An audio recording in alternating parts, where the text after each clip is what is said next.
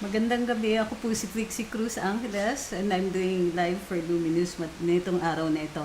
Alam ko mainit ang usapan tungkol dito sa impeachment na finailan po ng complaint.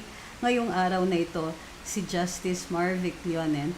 Ang complainant po ay ang isang grupo na nire-represent ni Mr. Ed Cordevilla, represented by Attorney Larry Gadon.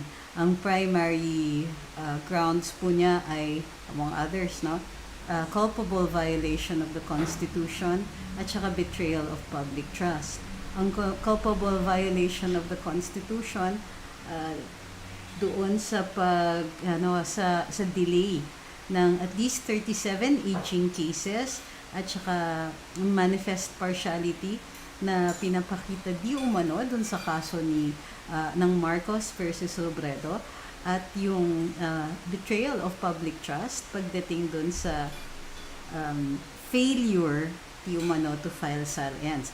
But in addition to that, I'd like also to discuss the significance of tomorrow's holiday.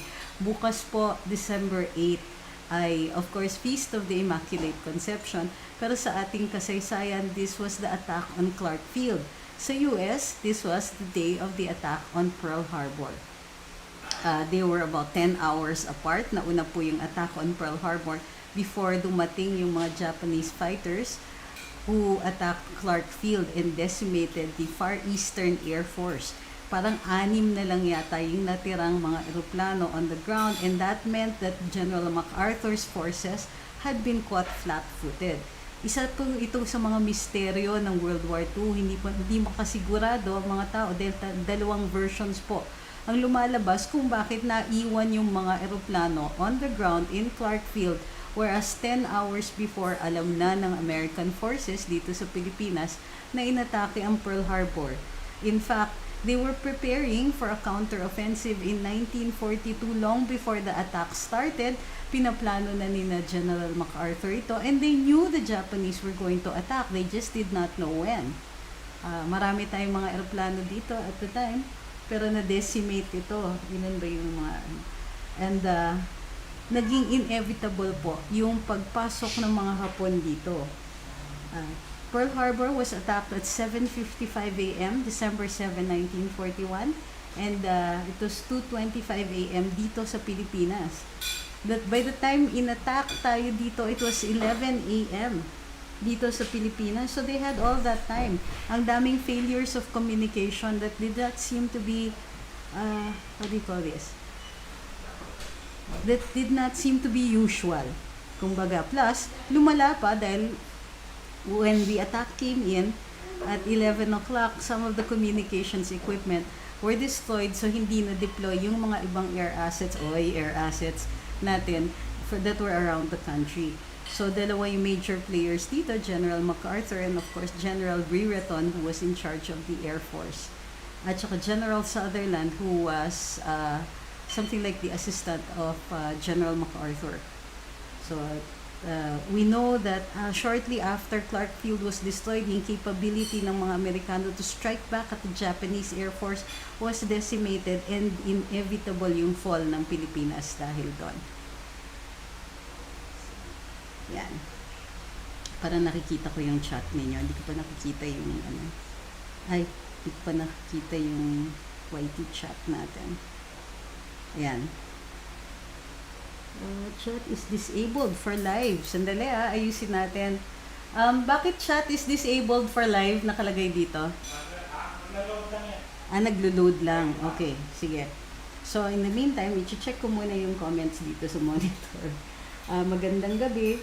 Ay, maraming salamat kay J. Cruz. Nanonood siya from Toronto, Canada. Pwede po ba daw mag-request shoutout sa Karambola bukas? Okay, no problem po. Pero kailangan pong ayusin yon. Balik ka na lang sa white. Balik na lang tayo sa live wide. Okay. Hindi ko po nakikita yung pero nakikita ko yung live chat po ninyo. So, ngayon pong gabi, let's start with the impeachment complaint. Pag mag-live, pwede mag-set ng reminder prior to your live chat. Your subscriber will be notified. Sige po, we'll do that. Bakit ang taas ng camera ko bigla, Ayan, okay. May music po ba? Malakas daw yung music. Okay, sige po, i-check natin yan. Pero kanina pa po yung music, it should be out by now. Audio mixer. Okay. Alright. Loud and clear na daw po tayo. So, magandang gabi. The impeachment complaint should not come as a surprise because wala naman daw music. Okay. The impeachment complaint should not come as a surprise for us. May mga usap-usapan na before this at of course may mga hinala about kung sino yung magfa-file. Gayunpaman, today na-realize na po yun at na-file yung complaint as it should be with the House of Representatives. Ang sponsor po nito ay si Congressman Barba na anak ng pinsan ni BBM. So nagiging issue din po yan. Ngayon, bakit si Justice Leonen ini-impeach? Well, sunod-sunod na po siya nagiging laman ng mga headlines. Well, in particular, dun sa Manila Times, of course, pero nakikarry yung story in other newspapers. So, medyo nayayanig ngayon ng hukuman, hindi naman po bato yung ibang mga justices natin, at kahit paano ay affected sila with all the controversies that are rocking Justice Leonen. Okay, magandang gabi po. So, and what are these issues? Well, of course, there's Cottage G, yung alam naman po natin, well, it's usually common knowledge, na may summer houses ang Supreme Court dun sa Supreme Court compound in Baguio City. Dati po kasi as let's do the 50s and 60s and 70s, ang mga government agencies sometimes transfer the base of their operations to Baguio City dahil mainit na masyado dito sa Maynila. And Baguio being the summer capital, almost all of our government agencies ay merong opisina po sa Baguio. The Supreme Court is no different. Meron din po ang Court of Appeals. Meron Court of Appeals compound doon. Meron ng teachers camp, which is primarily for our public school teachers. Ngayon, Cottage G was formerly assigned to Justice Carpio. After his retirement, it was now assigned to Justice Leonen. Ang kwento is that sabi ng maintenance, pwede naman po itong i-renovate kasi para it seems na every so often i-repair naman talaga yan for maintenance and all that. And pag nagbabago po yung occupant o yung assignee dun sa cottage, there's supposed to be a budget of about 4 million. Ngayon, in the case of Justice Leonen, umabot na dun sa meron na siyang something like a memorandum or request for approval of the budget para dun sa renovation. So, pinublish nga yun ng Manila Times na ni-request ni Justice Leonen di umano itong renovation sometime in July. So, ito yung July, kasagsagan pa rin ng pandemic, and in fact, shortly after that, nag-lockdown ulit tayo. Ngayon, the budget was over 4 million. In fact, it is 4.9 million. Tapos, so immediately after lumabas yung Justice Leonen asks for renovation of his cottage at the time of a pandemic. Yung favorite linya po ng Vice President ninyo, panahon ng pandemya. Okay? So, sumagot naman almost immediately si Justice Leonen, tapos sinabi niya, eto, hindi ako yung nag-ask. In fact, ang maintenance ang nag-ask niyan kasi sila naman ang nag-check ng cottage and all that. However, shortly after that, or in fact, no less than the next day, sumagot na ang Manila Times at sinabi na ito may document kami, and it came from your judicial staff. At yung staff member na yon, maliwanag na humingi nga ng renovations at sila po ang nag-identify ng mga materyales na gagamitin para dun sa renovations na yon. Mahalaga po yung pag-identify na yun kasi yun daw po yung nagpamahal. At yun po ay nanggaling mismo sa office ni Justice Leonen, and dun sa request ng kanyang judicial staff, nakapirma po siya. So, it's still a continuing issue up to now. Although sinasabi ni Justice Leonen is he did say na, sige, wag na nating ituloy yan. Because to head off nga the controversy that was starting already. Kaya lang, ang sinasabi nga ng Manila Times, in spite of what he says, ito pa rin, siya yung nag-identify ng mga materials, siya yung nag-point out yata ng mga posibleng mga designs and all that. And so, lays the blame squarely on Justice Leonen for the large budget. So, ang isa pang issue tungkol kay Justice Leonen is supposedly yung siya ay top-notcher pagdating dun sa kabagalan ng paglalabas ng decisions. Kasi may mga 80 plus cases that remain unresolved with him. Pag tinignan mo kasi yung mga docket ng mga ibang mga justices, ang bababa ng nila, ng backlog nila. Less than 10, less than 5, ganon. So, medyo tumataginting yung number na 80 plus cases yung nandun kay Justice Leonen with no less than 37 aging cases. Ang pagkakarakterize ng aging cases, ito yung for resolution na. Wala nang ibang aksyon, wala nang magkukomento, wala nang hihingi na komento, wala nang pinoprovide, wala nang bagong motion, wala nang i-resolve na pending issues. Ibig sabihin, squarely on the justice, on the ponensya who is handling the case, who is administering the case, nasa kanya yung bola, hindi gumagalaw, hindi man lang niya, puro dribble lang. So, malaking issue yan dahil dun mismo, according to Larry Gadon, ang deadline ng lalabas ng isang desisyon ng isang maestrado, yung ponensya, ay 24 months. So, yung 37 na aging cases na yon ay more than 3 years na pong pending decision. So, remember na 2012 pa lang inappoint na si Justice Leonen. In fact, making him the third most senior justice in the Supreme Court. So, bakit mahalaga yon? Well, Justice Peralta is retiring this February, if I'm not mistaken. The next most senior is Justice Perlas Bernabe. After that, it's Justice Leonen, Justice Kagiwa, Justice Alex Sismundo, and so on. Hanggang 5 lang memorize ko. So, it means that he is within striking distance of the seniority rule, making him eligible to be appointed as Chief Justice after Justice Perlas Bernabe retires. If she's not appointed by seniority into the position of Chief Justice, she retires in December. And therefore, that makes Justice Leonen, and then after him, Justice Kagiwa, eligible to be appointed Chief Justice. So, ano pa ba yung mga issues? Of course, the other issue is his handling of the BBM case, BBM versus Robredo case. Na-raffle po ito sa kanya in November 2019. But before that, nag-issue siya ng tinatawag niyang reflections. Long before he was assigned, he was raffled the case in November, meron siyang in-issue and for circulation among the justices, reflections with the conclusion that says na dapat i-dismiss na yung kasong Marcos versus Robredo. Among other things, he indicated there that, he indicated there, allegedly, a bias against candidate Marcos. Okay, candidate na lang ang tawag natin. Before this, he was very vocal about his anti-Marcos position. And he has not been shy about saying this. And his acceptance in November 2019 of the ponensya of the case made him the target of a motion for inhibition itong last month lang na ito.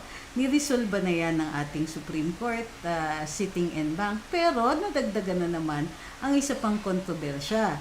Given nga yung supposedly inexpress niya na opinion laban kay Bongbong Marcos, hindi dapat daw siya ang humahawak ng kaso na ito. Bukod pa nun, nung November 2019, he was raffled the case pero hindi siya gumalaw until a few months ago when he asked the COMELEC and the Solicitor General to comment on the case.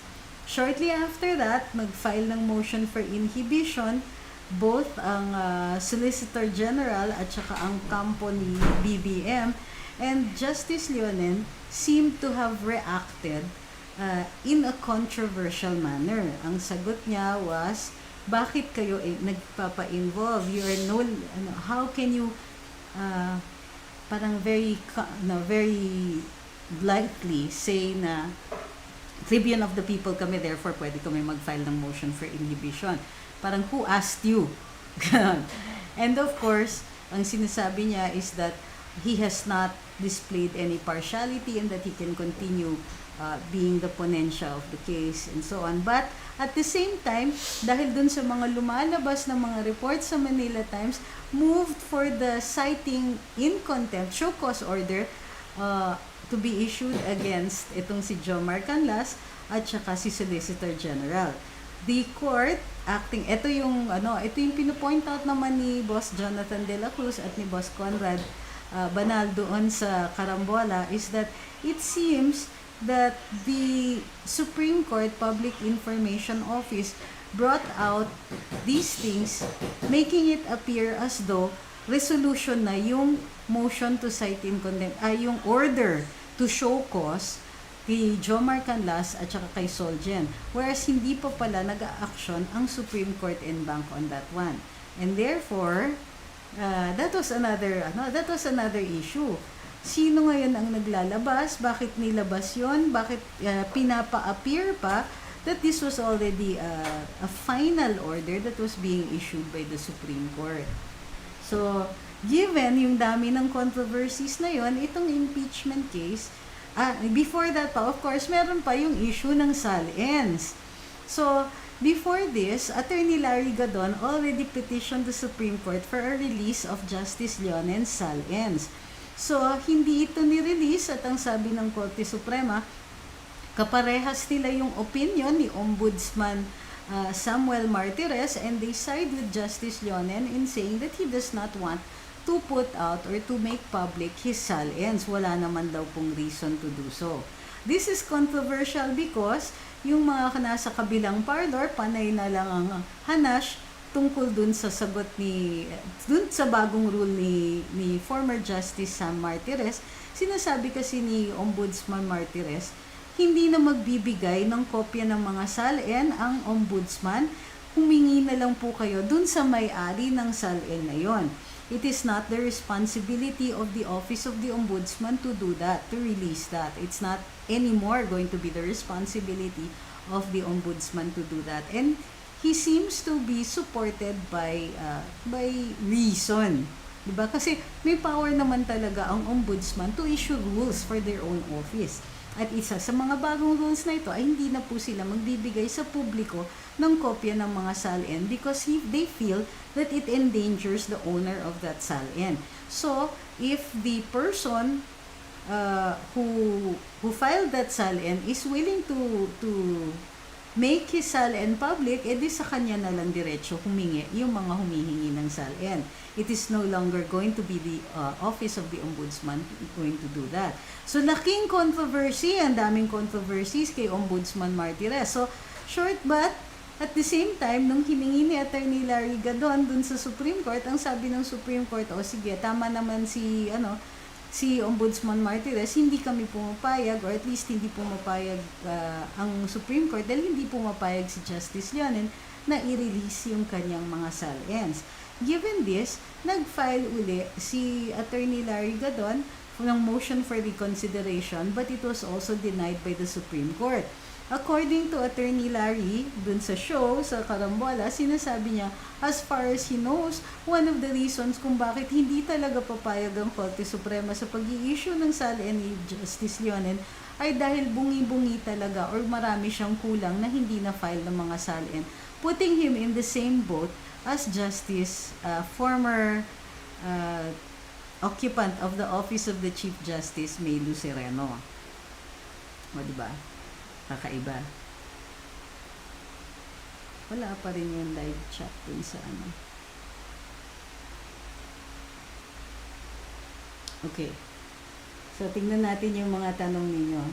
Hi po, magandang gabi. Sabi si Ma'am Janet Ikeda nandyan.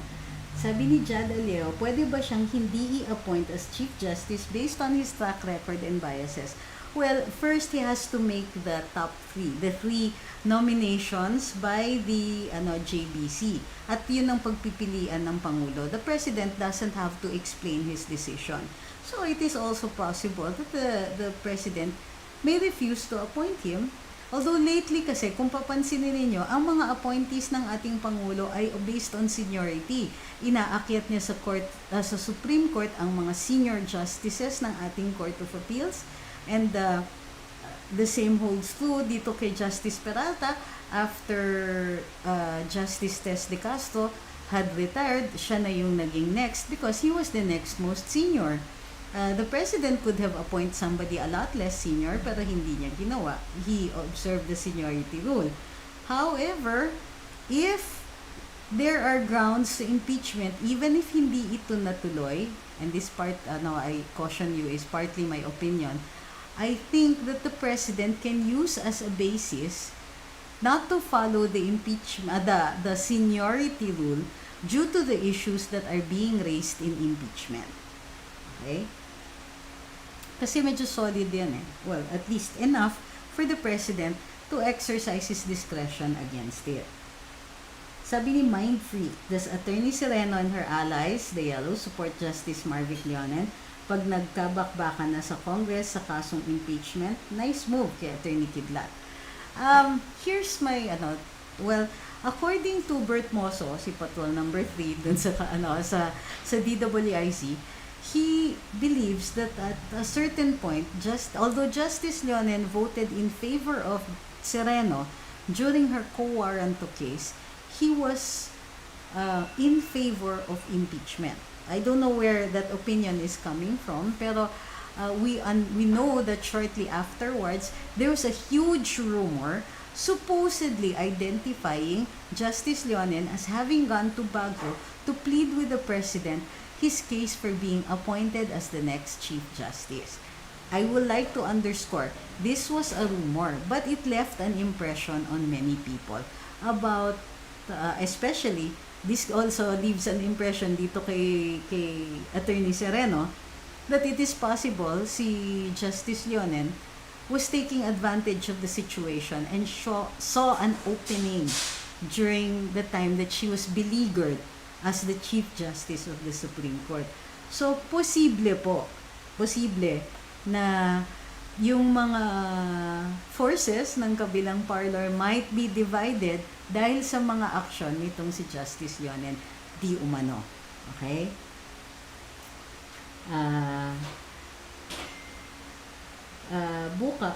Bukas mga Yellows and anti-Marcos, sabi ni J. Cruz, mag-iingay, sasabihin na naman nila makapangyarihan talaga mga Marcoses at sila ang gumagalaw para sa impeachment. Alam nyo, kung masyadong makapangyarihan talaga ang mga Marcoses, edi sana nakaupo si BBM, di ba? Why is it taking so long if they really were so powerful? Sa totoo lang, ang underdog dito sa Marcos versus Robredo is Bongbong Marcos. Kasi nakaupo si Leni, di ba? And she can just sit and wait it out and delay the case, dribble. Ang swerte-swerte nga ni VP Leni na ang mga humawak ng kaso are the two remaining alleged or seemingly supportive justices in her favor. Diba? So, ano masasabi ng kabila na ang mga Marcos makapangyarihan dito? They are the underdog. At saka, ito yung komento ko dyan, especially dun sa sinasabi nitong former Senate candidate, Attorney Chel Jokno, na itong mga Marcoses.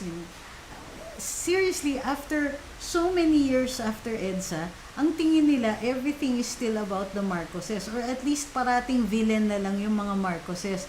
Pero sa totoo lang, by harping on Marcos, even at this time, parang lumalabas na talagang ino-oppress nila yung mga Marcoses. It seems na every issue ay ito kasalanan ng mga Marcos yan.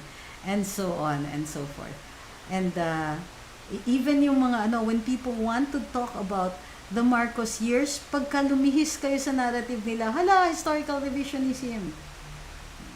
Bakit? Diba? I think that it's actually a very weak argument to keep harping on the same family that they had deposed, refused to return home for people that they barred from coming home for the longest time. And then when they come home, they start winning elections again. What does that say? It means that there are some people really who do not subscribe to the narrative or who are so disenchanted with the events of post-EDSA na hindi na po umaariba, hindi na po nagkakatraction yung good versus evil narrative nila with the Aquinos, Cojuangcos, and all their ilk and all their successors in interest versus the Marcoses et al., di ba? Sabi ni De France, maganda maglaban sa 2022 presidential election si BBM at si Bam Aquino para matuldukan ng issue ng diktador kung sino mas gusto nila, si Ferdinand Marcos o si Ninoy o si Cory Aquino. Well, this is a proxy battle pa rin ba? And it's still about history.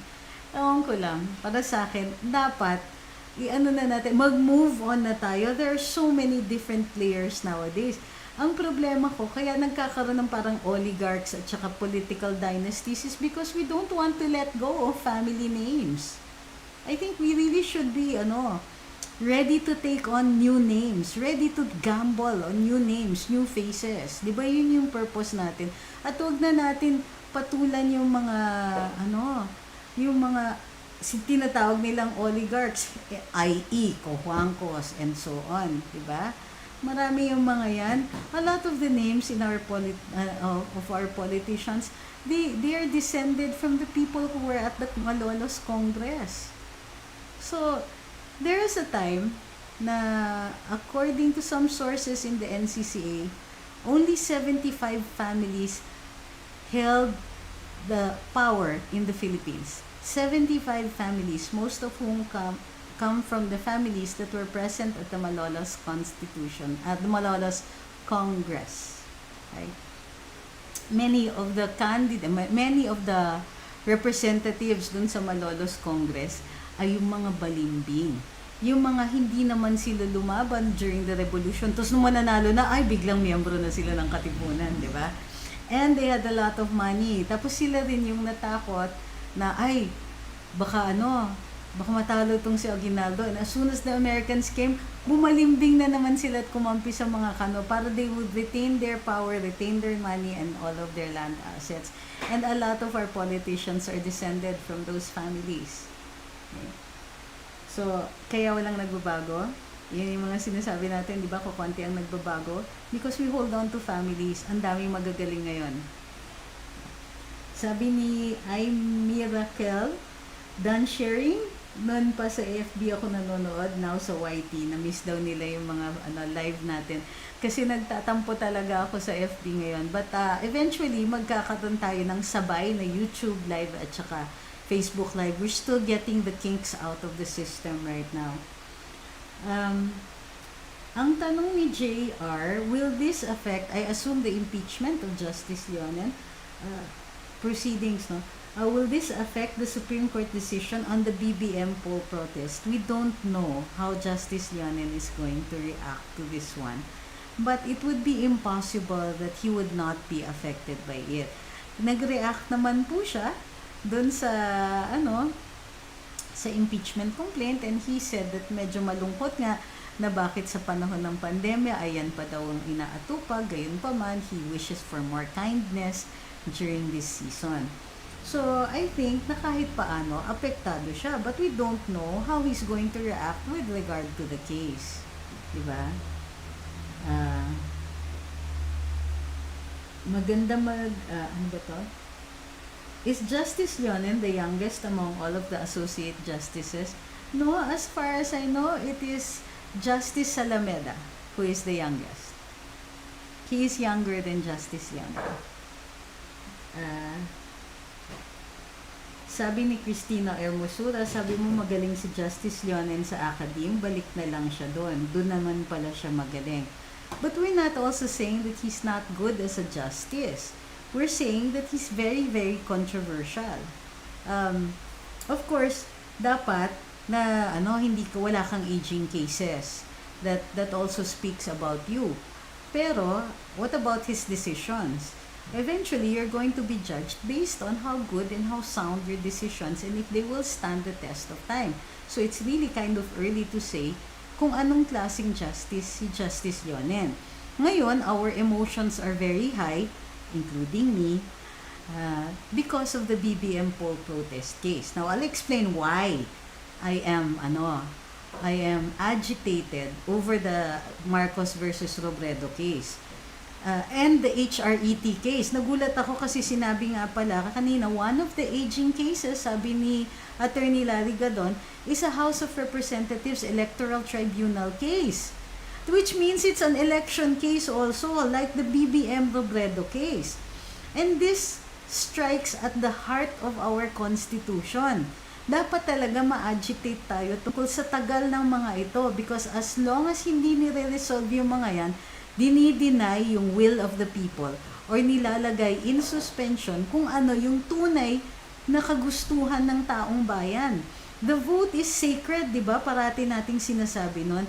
Kaya tayo nakakapagluklok ng mga opisyal sa pwesto dahil sagrado yung boto natin at dapat binibilang ng maayos yan. Kung hindi yan maayos na bilang o iba yung nakaupo, dinaya ang eleksyon, then fake yung nakaupo.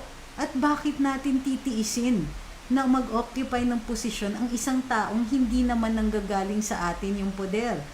The power emanates from the sovereign, that's the people.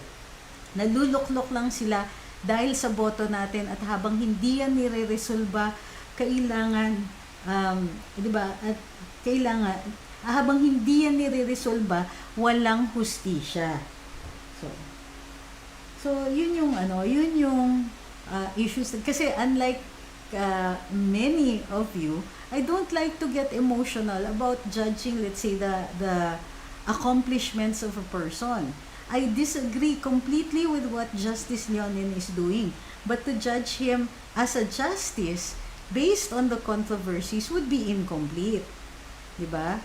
But I will tell you this, whatever it is, however articulate I am now, he was a big part of that when he was my professor. So, but then, so were the other professors. One of my professors was a man named, a very distinguished lawyer named Perfecto Fernandez. And they'll tell you, this is how liberal or how open UP was. Because kahit sinasabi ninyong pugad ng radikal ang UP, Perfecto Fernandez was the lawyer for Imelda Marcos. And still one of the best constitutional law professors that the UP College of Law ever had. One of, maraming magagaling. So, hindi nyo rin pwedeng sabihin na masyadong kasi yung mga teachers namin, mga kaliwa and all of that. That's not true. Okay? Sila mismo, hindi pare-pareho ng politika. Sabi ni Catherine Grace, nakikinig talaga ako para di ako mabehind at mablind sa mga pangyayari. Buti na abutan ko yung live. Listener from Jordan. Uy, sino po counsel sa impeachment? Si Lavinia o si Jokno o si Santa Maria? Wala pa po tayong balita, but feel free to speculate right now. Diba? Sabi ni Checks and Lines, getting tired of this Marcos versus Dilawan. I have been tired of this for 20 years. Diba? Sabi ni Jad Aliejo, I hope we grow bigger in numbers. Sabi ni Yvonne Bremer, first time daw siya nakaabot sa live. We love the Marcoses from first to fourth generations. I will have to admit, the younger Marcoses are really good looking. Diba? Oy. Thank you daw, sabi ni Telma Wakalneri sa pagpapaliwanag. Maraming salamat din sa lahat na nag-like at nag-share na. Don't forget to like and share. Tapos, this is the part where makikiusap na naman ako. Please don't forget to like, share, and comment sa mga posts dun sa Luminous. At kung hindi pa po kayo naka-follow doon, please follow and like. Kasi alam nyo naman, maraming hiwagang nangyayari sa Facebook ngayon. Normally, I would not ask except na lately, na-throttle po kami. Malaki pa rin naman yung engagements namin, kaya lang yung reach ang binabawasan ng Facebook. Hindi po ba ground, tinatanong ni Telma Palya, para makasuhan ng disbarment si Robredo? Ano pong ground ang sinasabi ninyo? Bakit po, sabi ni Mindfreak, bakit hindi po grounds yung hindi pagbabayad ng fee ni Aling Lenny? Pwede yung grounds sa electoral protest ni BBM. the fee is actually a docket fee. At may parang pena, may consequence yun. Dahil hindi siya nagbayad ng docket fee niya, hindi na binilang yung sinasabi niyang controversial na votes. Na meron din siyang mga in-identify na areas where supposedly mali yung pagkabilang ng mga boto niya at gusto niya i-challenge yung results dun sa mga areas na yon.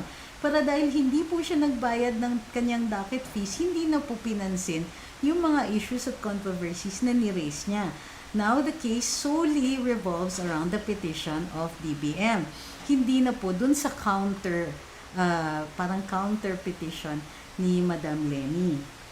Yung hindi po pagbayad, I think that might have been a strategic response also on her part. Kasi it's possible na hindi rin sila sure dun sa mga in-identify nila na lugar. Diba? Sabi ni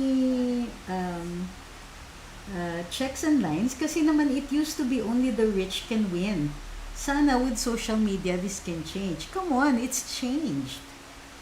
Nanalo si Duterte. And you know what? Yung speaking of narratives, yan ang isang narrative na gustong baguhin ng ibang tao.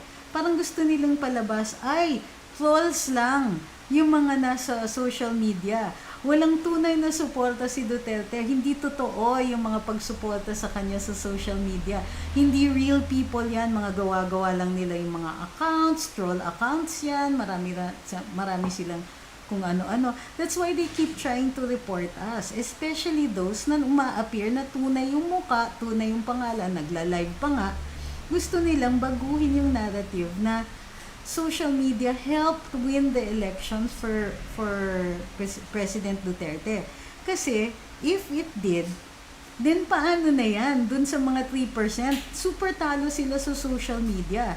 Which means na walang makakapag-PR sa kanila na makakatulong magpapanalo ng kandidato dun sa kabilang parlor. Thank you kay Rayu Matsumoto. Sabi niya, cool. Max. Huwag nyo na ipa-disbar si Attorney Leni, sabi ni Ma'am Cristina o Emusula. Di naman niya ginagamit yan. Well, ang tingin ko na dapat gumalaw or hindi nagagawa is yung kay former Secretary De Lima, now Senator, sorry, I keep referring to as DOJ Secretary, mali naman ako doon. Kasi yun talaga may grounds, may inamin siya eh. At kung titignan niyo yung mga kaso for disbarment, marami po na-disbar based on that. Kasi yung kay Senator De Lima, it's not the relationship per se that was wrong, although it was wrong. It's probably a criminal case if the wife wants to file one. But it was very clear violation also of the anti-sexual harassment law. If Ronnie Dayan and the other guy is willing to file it. But if not, it certainly presents a clear case for disciplinary action by the bar or by the Supreme Court.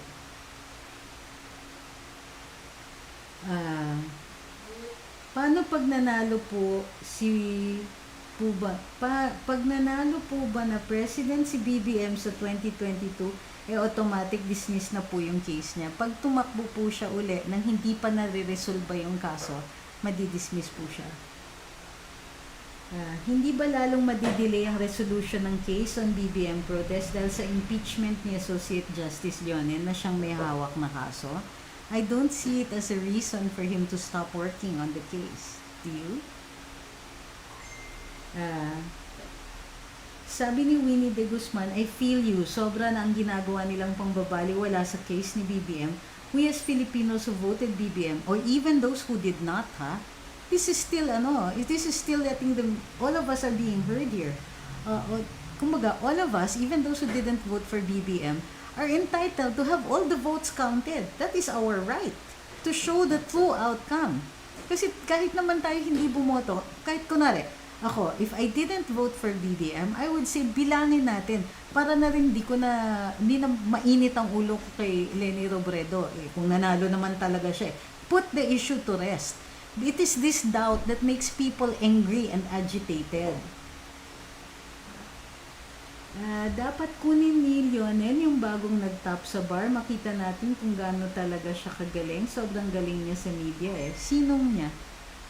Hindi. Okay. First time mag-comment si Hilda Aliejo.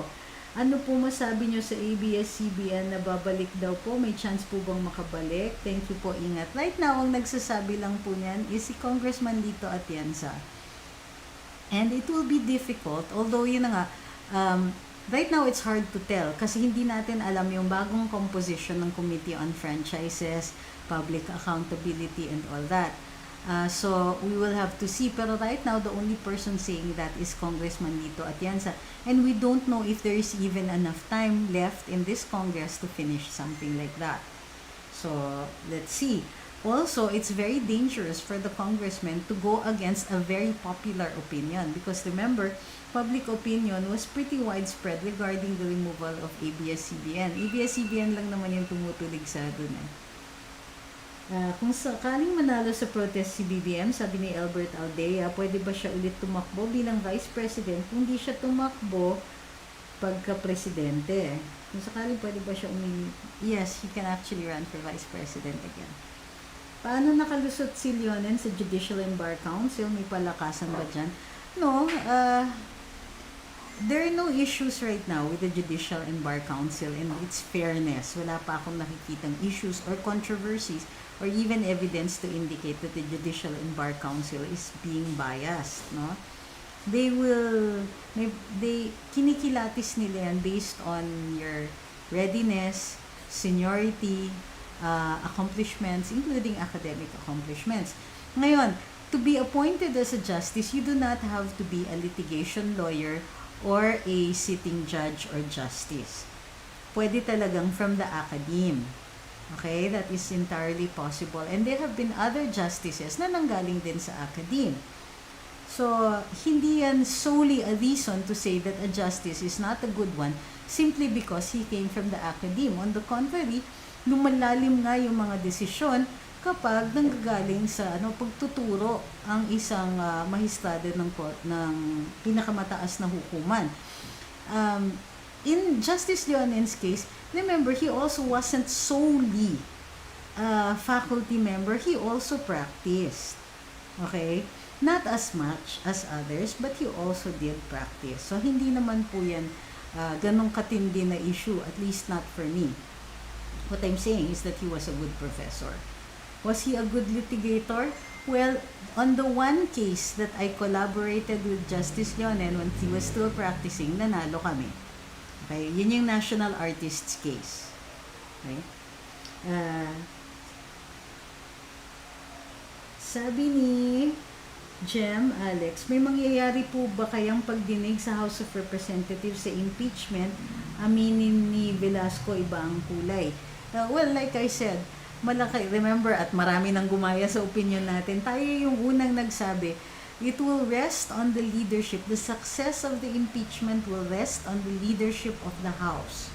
Ang kumukumpas dyan talaga will be the Speaker. Huwag na tayong magkunwari.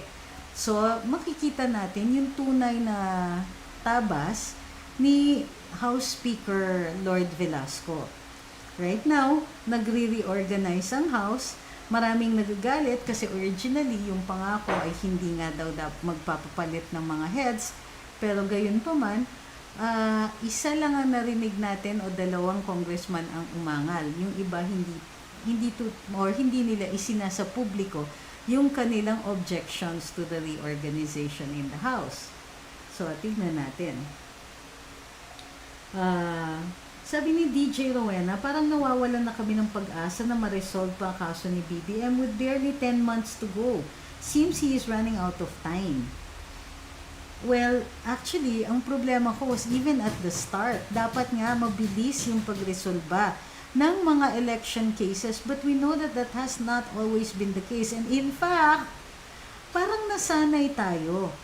Even for those of us in the legal profession, parang tinanggap na namin na, hay nako, buti pa kung ikaw yung nakaupo kahit magtagal. Pero kung ikaw yung talo, tapos hindi ka nakaupo, parang doble yung pagkatalo mo.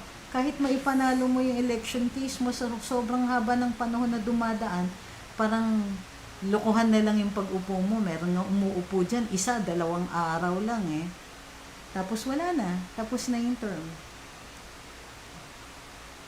Pero yun na nga, then the one good thing that might be able to come out of this, at dapat dito maariba yung ating mga kongresista at mga senador, is ayusin naman natin yung electoral system natin, including yung ganito, yung filing ng election protests. Nung nakikita natin talagang matinding gumagalaw dito, ay si Senator Amy Marcos, and we have to give her the credit for that. Yun na nga, sasabihin lang ng kabilang parlor, kasi yung kapatid mo na-involve sa issue na yan. Kesya naman yung iba na involved na nga sa issue pero wala pa rin silang ginagawang magpakatino ay pakaayos nila yung electoral system natin. They are doing nothing about it. Nakakaloka. Ay, maraming salamat kay Joseph De La Cruz pang 1-year support fee ni TP. Ano yun? Hindi ko alam yung joke na yun. Support fee? Bakit si TP? Hala, hindi ko talaga nag-gets yun. May issue ba sa legality ng impeachment ni late CJ Corona? Marami po. Tandaan po ninyo, balikan niyo lang po, spokesman ako ng IBP at the time. From the time na pati yung pag-aariba, yung ni-railroad nila dun sa Kongreso, halos 1 araw lang, skip sa Justice Committee. Tapos of course, yung issue ng lagayan, DAP, PDAF, and all of that. Tapos pati yung issue dun sa Senado. Pati yung pilit nilang pinatawag ang isang nakaupong mahistrado ng Korte Suprema, yung Chief Justice mismo, pinatawag nila. Tapos how humiliating to have him sit through that entire thing. Tapos masyado marami nakakasama ng loob. If ma-impeach po si Leonen, ano po ang parusa sa kanya? Well, it depends. If may nilabag siya na ibang batas, mawawala kasi yung immunity niya eh.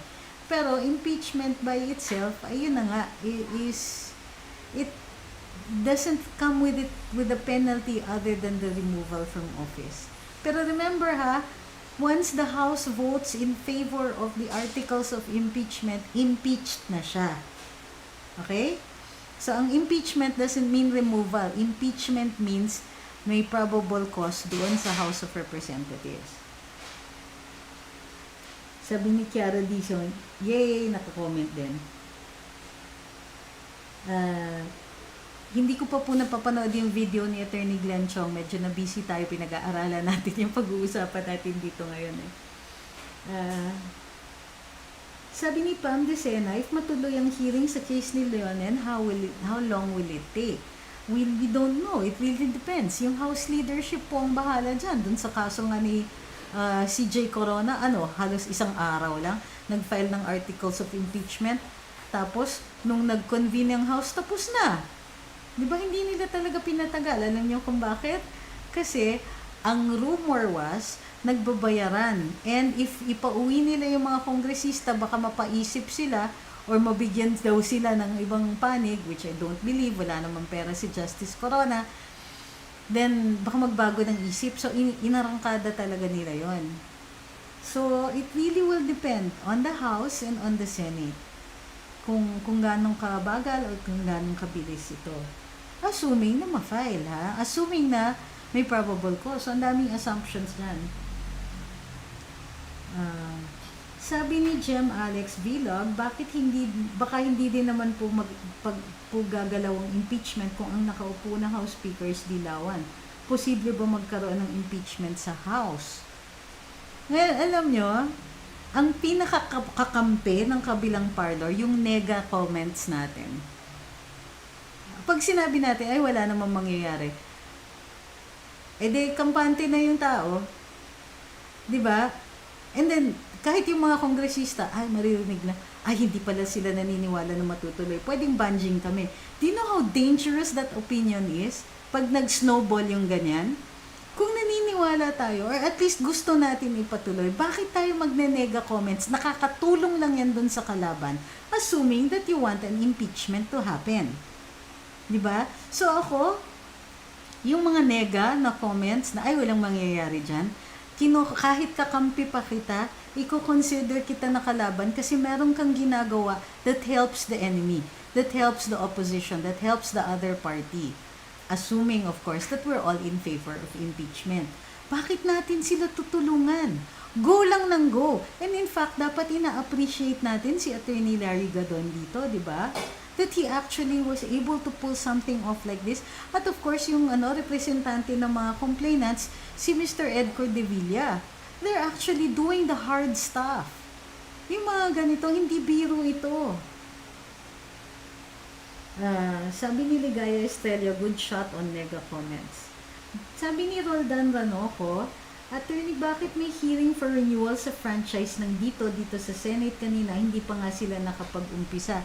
I think may problema dun sa original franchise, so either renewal yan or ayun, it might be that, or baka nag-expire na. Pag sinabi mo hindi pa nakakaumpisa, hindi po, actually nakaumpisa na sila mag-set up kasi you really cannot set up if you don't have a franchise yet, or at least the hope of one. Sabi ni Red October, di ko gets yung logic bakit makakancel yung protest ni BBM pag nag-file siya ng candidacy next year kasi pwede pa niyang i-serve yung term niya if pabol decision sa kanya. Yun yung nasa election law eh. You're deemed to have given up on it once you participate in your elections. Ganito yan. Sasabihin mo, mali yung sistema. So, magka-protest ako kasi mali yung sistema. Tapos makikilahok ka dun sa sistemang tinatawag mong mali. Asan ang credibility mo dun? Diba? Sabi ni James Balmaceda, how is it likely do you think na manalo yung impeachment sa Senate in terms of senator support? Magbibilang tayo dyan. Medyo pa eh. 6 yung solid na taga-kabilang parlor. Tapos maraming question mark. So we don't know yet. Alam niyo, yung sinasabi ko nga eh, malaking bagay yung ma-impeach siya sa House. Yun ang tinitignan ko ngayon. Because you are impeached once the House approves the articles of impeachment. Diba?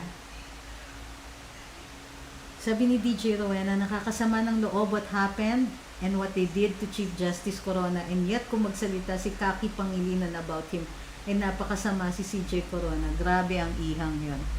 Well, she is first entitled to her own opinion and her own ignorance. Diba? Pwede naman siyang magbasa. Pwede naman din siyang makinig.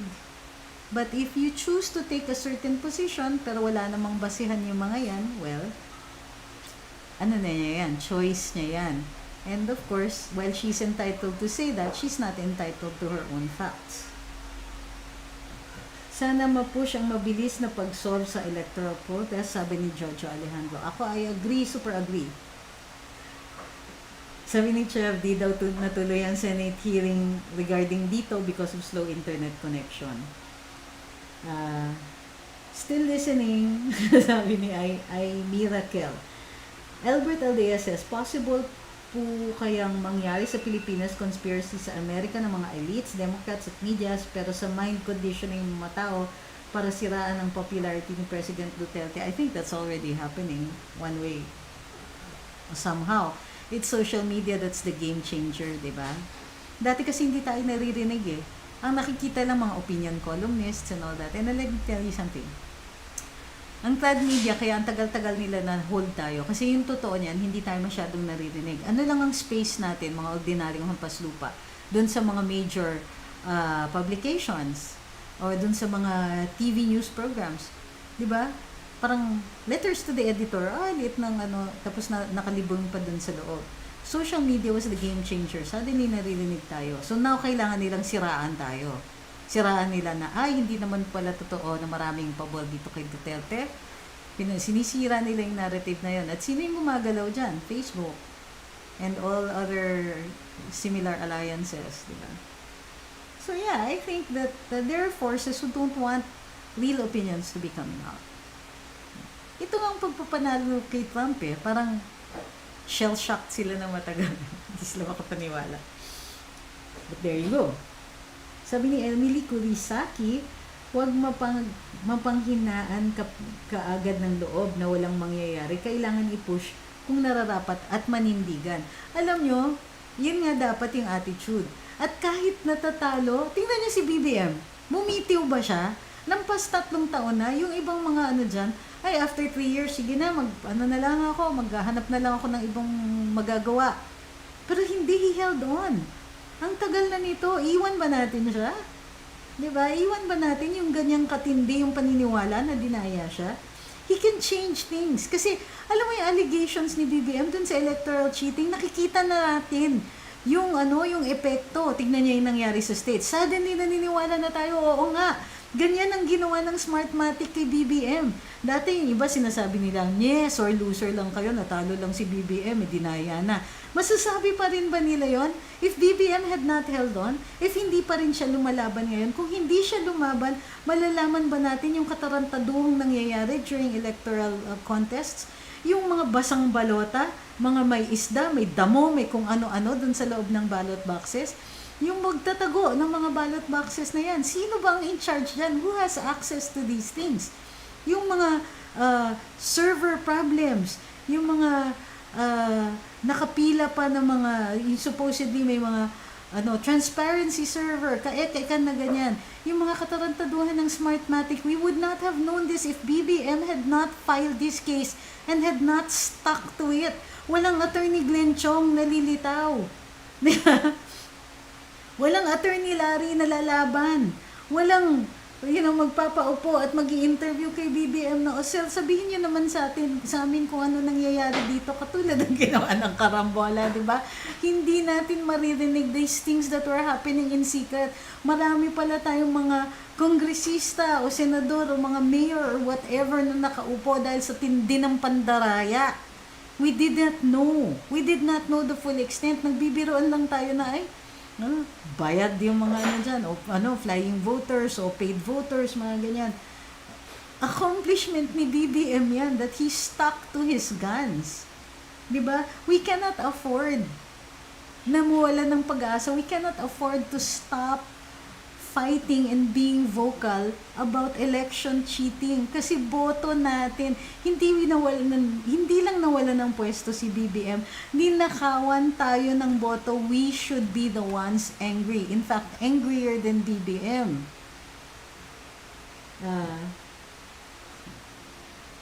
Sabi ni JR, hindi na nga tumakbo si BBM noong 2019 kasi pinaglalaban niya protesta niya. Tingin ko, di na hinabol ni BBM makaupo. Habol lang niya ma-expose ang mali at pandaraya ni Lenny. Correct. If anything, this is what he will have accomplished and we will owe him a debt of gratitude.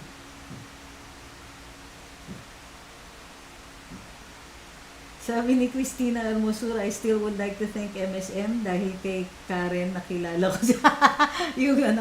yung guesting ko dun kay Karen, kasama yung fact checker na si Ellen. Ay, nako. So yun, wag po tayong mawawalan ng loob at wag rin po tayong mawawalan ng loob sa continue to be being very vocal sa SOCMED. Hindi natin pwedeng tanggapin to. 'Di ba? Hindi, ang tingin ko nga kung totoo, lahat ng sinasabing mali dun sa nangyari sa EDSA, kasi nga kung iisipin mo, kahit sabihin pa natin 1 milyon ang nasa EDSA, na they do not represent the true voice of the people. Ang totoong boses ng taong bayan is cast in elections. So, allegedly si Cory natalo during the snap elections. Nobody ever contested that. Nag-EDSA na lang. So parang ang lumabas, 1 million people decided for the rest of the country who is going to continue sitting as president. Diba? So now, itong ginawa kay BBM na pandaraya, they're still trying to do it, trying to substitute the voice of the minority for the voice of the majority. They still think that they know better than the voice of the people, which is, according to the saying, the voice of God.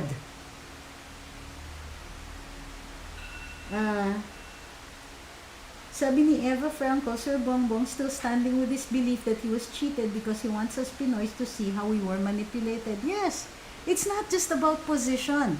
It's about losing our votes. Kaya dapat nakikibaka rin tayo dito. And in fact, dapat nga si Lenny, tama, bilangin natin yung boto. Hindi natin pwede pabayaan na hindi marinig yung boses ng taong bayan. Hindi. Imbis na nun, delay.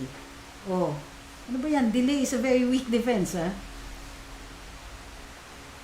Sabi ni Jerry Boy, Saan po makikita yung list ng mga na-decision na kaso ng mga associate justices? Yung pending and may decision nga. Si Leonen yata pinakamadaming pending. Heard that from Carambola. Pinablish po sa Manila Times ni Jomar Canlas. Sabi po ni Senator po, Chair, hindi pa expired ang franchise ng dito so 2023 pa. Baka babaguhin yung terms ng franchise niya. Okay, sabi ni John Louis Berdejo, and we're down to our last 3 questions kasi naka 1 hour na tayo, baka antukin na kayo for Carambola tomorrow. Kung talagang, sino ba yan? Sabi ni John Louis Berdejo, I hope that Attorney Larry and Attorney Glenn Chong will run again for Senate. And yes, and this time around, please, let's make sure they win. Okay. Sabi ni Avelino Taroy, kung talagang may mali sa naging impeachment ni CJ Corona, may way ba para ma-reverse yun? Wala na po. Only history na lang. We will have to write history so that the real villains show up in the narrative. Diba? The real villains, yung mga naglalabas ng pera dyan, nagnakaw pa sa kaban ng bayan. Sabi ni Chev, that's why the likes of Maria Ressa is desperate to take back the internet, quote-unquote, away from us, hampas lupa. She already did that, but she's still not satisfied. Agree. Sabi ni Emily Kurisaki, yes, huwag mo paghinaan ng kaagad ng loob na walang mangyayari. Kailangan i-push kung nararapat at naninindigan. And remember also the value of its strategy, di ba? Yes na yes kay Attorney Gadon yung move niya. Wait ko bukas sa Carambola more from Attorney Gadon. Yes, don't forget ha. And like and share yung ating Facebook page sa Luminous para napapanood nyo dun sa Luminous yung Carambola bukas. Because Attorney Larry will be giving us all the juicy details. Diba? Alam niyo naman si Attorney Larry, hindi mag-hold back yun, diba? Sabi ni Difference, maiba ko muna yung topic ng saglit, pahingi ng payo tungkol sa lupain. You're going to have to get counsel for that. Huwag po yung ganito kasi hindi maganda yung magiging abiso ko or ng any lawyer unless nakikita yung mga dokumento nila, lalong-lalo na pagdating po sa lupa. You have to have complete documents when you ask for an opinion. Otherwise, you'll just be getting an opinion on the fly and nobody will be doing anybody any good service. So, Sal, and indeed is an important issue kasi yan ang binabato kay Leonen. Sideline topic, kung Atienza vows ABS-CBN comeback. So, nakakainis.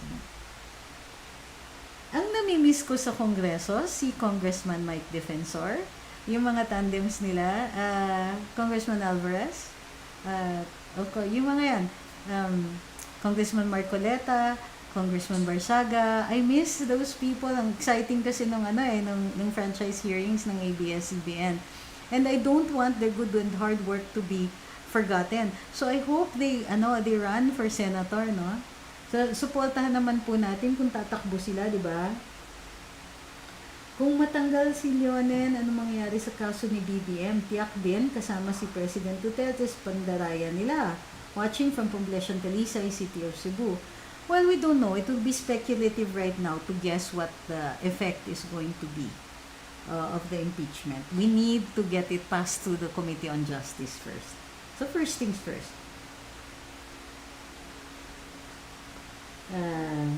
Sabi ni Minimum, kung makasingit si Attorney Larry kay Sir Conrad, kayo naman, di na kayo nasanay kay Boss Conrad. Nakakalusot naman kami ni Attorney Larry. It just doesn't seem like that right away, na natatagalan lang kayo bago kami makasalita. Sabi ni Jerry Boy, what happened to Bicoy? How would we pinpoint the yellows for launching a flop propaganda against the present admin? May hearings na po. Pero inabutan tayo ng COVID, so for a while, hindi po maka-conduct ng hearings yung trial court. Hindi pa ako sure kung na-arraign na yung mga tao. Pero, titingnan natin, dapat naka-motion for recon yung mga hindi nasama sa asunto. Such as, but not limited to, Madam Lenny. Sabi ni Sniper Fox, okay, normally, I won't answer a question like this, pero para lang matahimik kayo, and this is the last time I'm answering this, In good terms pa ba kayo ni TP? Wala na siya sa karambola? Yes, we remain in good terms. Hindi naman po siya umalis sa karambola under bad circumstances. Wala naman kami masamang tinapay. We're happy for TP and in fact, we're supportive of him. So, and in fact, binabati pa nga niya ang karambola minsan-minsan sa show niya. So, wag po kayong mang-intriga ng ganon. Wala po tayong issue kay TP, wala tayong issue kay Mocha, kay Banat Bay, or any of the vloggers. There's plenty of room and space for everyone, whether it's in traditional media or on social media. Marami pong hindi naman po limitado yung space, unlike parang nasa dyaryo kayo, no? Wala pong ganon. Wala po talaga. We're okay. Hindi nami-miss lang namin kasi syempre hindi ganun kadali makita siya ngayon. Malayo siya. And the best that we can do is see him on Facebook. So, yan lang. Si Mocha din naman, di naman natin nakikita kasi busy-busy sa OWA. So, ganun din. In fact, ito ngang sina Doc Ethel, sina Mark, and the people that I see more often, hindi kami masyado nagkikita kasi nga, Diyos ko, COVID pa rin. Sabi ni Clarence Anthony, grabe talaga si Atty. Gando, napaka-notorious talaga. Ang tagal kong inaantay yung kaso niya kay Leonen. Sabi ni Marjorie Andrews Kitchen, Hi, how are you? Uy, siya pala nga nagtatanong na how am I? I am well. Thank you very much, Miss Marjorie. Sabi ni Christina Hermosura, tama, support other radio shows, pati yung sa B-Servicio kasi 400 viewers lang. Uy, dumami na siya, nakaabot ng 400. Minsan di na umaabot ng 100 yun eh. Baka naman cumulative yung 400 na yun sa isang buwan. Di kaya? Okay, totoong-totoo na, last two questions na. Sabi ni Kiara Dizon, out of topic, si Alago nag-file ng complaint sa Ombudsman against the NTF-LCAC for red tagging her. Ombudsman po ba talaga may jurisdiction doon? Yes. They're government officials and it's only an administrative case. It's not a criminal case. May bagong development po ba sa kaso ni Etienne's? Wala pa naman po tayong naririnig.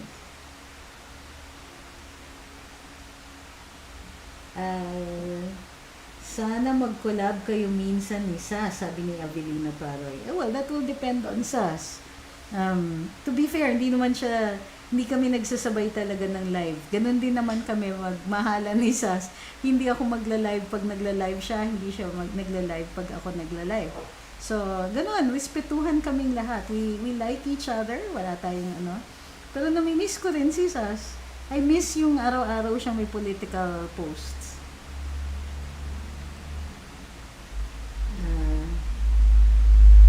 Sabi ni Red October, maiba lang, vegan ka ba? Anong favorite pizza flavor mo? Uy, ang hirap niyan. Marami akong pizza flavors na gusto. Although I'm not vegan, gusto ko yung maraming cheese. Yung mga 4 cheese, 5 cheese, yan, yung mga ganyan. Right now, favorite ko yung Gino's Brick Oven Pizza because they have burrata. And this is not an advertising, hindi nga silang bibigay ng discount eh. Pero that's my favorite right now. But I'm not vegan. I love pepperoni and because I was asked. Ano pa ba? What else? Of course, I like in general, I like Italian food. Mga tomato sauce and cheese. Deadly combination for me. It means I'm going to overeat. Yep. Dapat siguro meron na isa tayong live na puro pagkain lang pag-uusapan natin, di ba? Pero bawal magutom. Okay. Tinanong last question. Uy, sabi ni Chef, favorite niya yung SNR pizza. Oo, ang sarap din ng SNR pizza. Laki pa. Okay.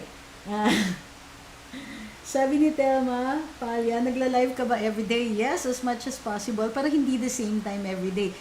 For instance, baka bukas, earlier, kasi may meeting ako sa gabi. So, mas maaga yung live natin. Siguro, shortly after tambayan, magla-live na tayo. Okay? So, bukas hapon po ang live natin. And it won't always be politics, ha? Hindi na naman, naubusan tayo ng oras para sa history. So, bukas na po natin i-discuss sa Karambola yung tungkol dun sa attack on Clark Field on the same day that Pearl Harbor was attacked. And this is one of those issues that have never been resolved and one of those issues that were not in favor of General Douglas MacArthur. So, kinig naman po kayo sa Karambola bukas, damihan nyo. And, don't forget to like, share, and like and follow sa Luminous ha. Pakisabi rin sa mga friends and family ninyo, kahit ayaw nila sa atin. Like and follow na lang muna sa Luminous right now para pumapasok tayo sa mga maraming mga news feeds to prevent the throttling at ma-reset natin yung algorithm. Uy, sabi ni EA Bautista Borata and Queso de Cabra. Okay. Dapat na-sub kayo at click nyo bell para malaman nyo live si attorney. Don't forget to subscribe. Nakakabusog pa siya. Ang sarap iterno sa THICC. Sa thick fries nila. Always watch Karambola. Okay. Sige, maraming salamat for nag-overtime yata tayo. More than 1 hour tayo dito. I hope hindi kayo antokin in time for Karambola tomorrow. Don't forget, Karambola, 8 to 10 a.m. on DWIC, 882 a.m. You can listen to us on Facebook Live and YouTube live streaming. Don't forget to like and follow with Luminous. We're also on Instagram. Okay, we're also on Twitter. Like and follow din dun sa Twitter. Ay, may like ba? Follow din po sa Twitter para dumami-dami naman tayo. May echo chamber po yung kabilang parlor doon. Pangpabasag trip lang naman yung mga posts natin. Nevertheless, diba? Let's invade as many social media platforms as possible. Yes, I'm also on,